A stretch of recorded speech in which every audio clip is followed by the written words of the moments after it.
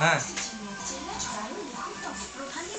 ওরা ওজন হিসাবে থাকে, মানে 8 কেজি হলে 7টা থাকে, যদি 7-4 হয় 8টা থাকে, তার থেকে বেশি ওয়েটের হলে পরে মানে ওই 50 থেকে 55 কেজি এইরকম ওয়েটের মধ্যে থাকে।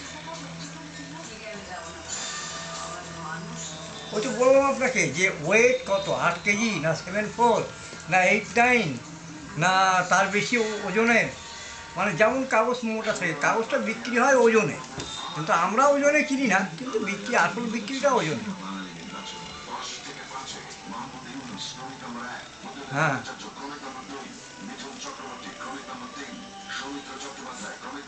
ও আপনাদের কাগজ 7টা করে থাকে?